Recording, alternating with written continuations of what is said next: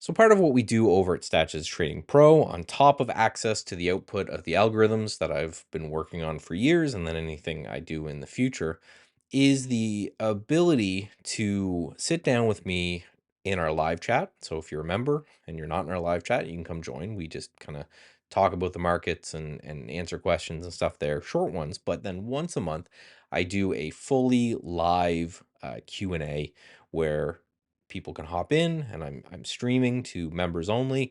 They can ask questions. I can show my screen. I can answer them. The first one we did was an hour and a half long, and one of the conversations we got into was this idea of correlations and correlations of return and correlations of drawdown. It was so interesting that I figured this is going to be a great video to talk about why we trade in systems and why we want to trade in multiple systems when it comes to these drawdowns. So right here, I'm just going to talk about very quickly what you're seeing, which is this is one of the strategies that we have here is the rotational strategy. And this strategy is essentially looking at owning a basket of stocks based off of how relatively strong that basket of stocks is, and then also things like dollar volume, interest in from the market in that stock, all of that. But you're just rotating into this portfolio. And you can see there's some times where this is an absolute kind of rocket ship, and there's periods of time when it's not doing too much, and vice versa, right? This is something that works very, very well when the market is in an uptrend. You can see although it drawdowns less than the market, you can kind of eyeball and you can see a little bit of correlation that occurs here. Now, what I want to show is that if you take a look here in this chart right here, you can actually get a little bit of a better picture of what's going on when it comes to correlation. So for those who don't know, correlation ranges from 1 to -1. So in a stock example, if a stock was 100% correlated with the market, or 1 in this case, means every time the market goes up, the stock is up. Every time the market is down, the stock is down.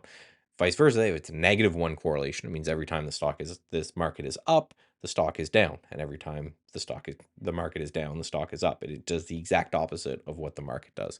So a 1 correlation is really, really strong, and a 0.5 correlation is still pretty strong. Not insanely strong, but still pretty strong. And this is the correlation of the returns, basically saying that a lot of your returns are going to be close to the market. You can see it has more explosive capability than the market, but as a long only system where you're pretty much always invested except for bull markets, or bear markets, it makes sense that this correlation is very similar. Now, what I want to focus on is the correlation of drawdowns. In this case, a correlation of 0.77 makes absolute sense, meaning that when the market is in drawdown, our system's in drawdown. And when the market's not in drawdown, our system's not in drawdown. So the goal with this strategy is not to outperform the market or do well in a bear market or anything like that.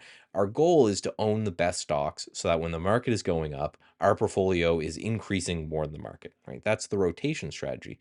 But then why would I combine this particular strategy with other strategies? Why not just trade this over the long run? You end up beating the market. You can see the the portfolio gains here. I know the numbers are a little bit cut off, but essentially this is just saying, if I move this over here, essentially this is just saying for $1 invested in the system, return $256, where in the market it returned $16. So you dramatically outperform the market over the long run. Why not just trade this? Well, that's good. There's nothing wrong with that. That's a great aspiration. It's a great return to say, hey, I want to have something that when the market's really ripping, I have this kind of advantage over the market. Well, let's bring in another system. And this is a system that we have that's complete opposite, right? The first system I showed is very long-term in nature. You're holding things forever. You're continuing to hold these stocks as things move. The other side of this, right, is this particular system right here, where you can see just by eyeballing some times where the correlation breaks the market. This is a shorter term system. This is our pullback system. Essentially, I give 10 names with entry prices, say if the market pulls back to here, that's when you want to potentially look to get involved. Uh, as the market's pulling back, strong stocks that are pulling back, that's what we're looking to trade with this one.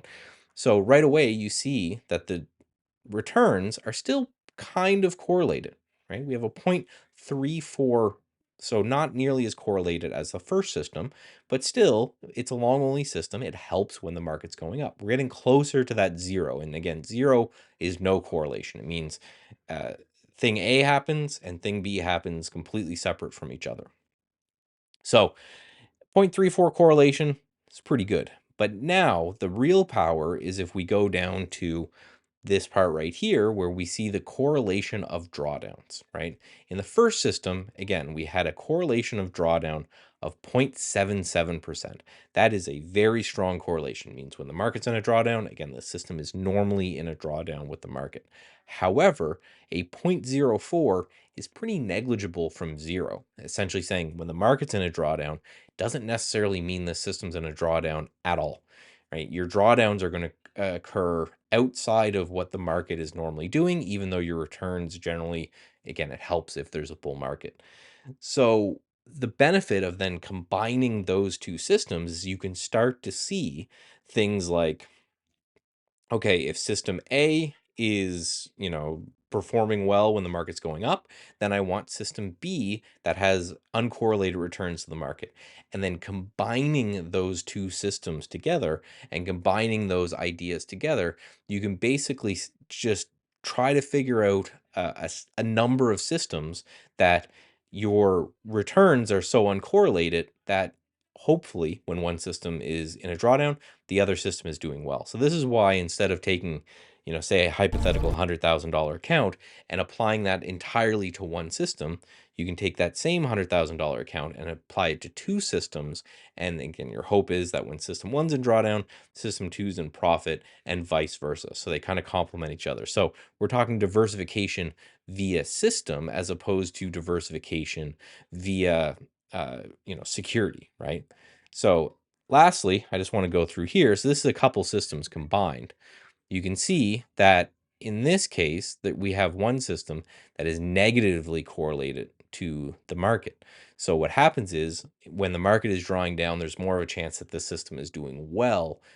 0.07 is near zero as well, right?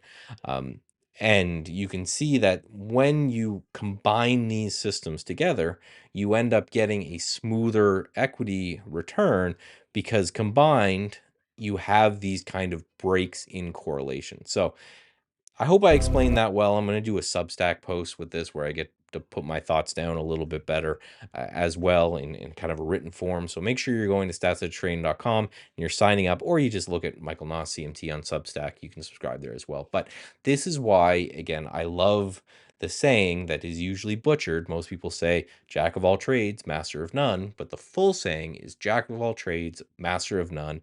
Still always better than a master of one, right?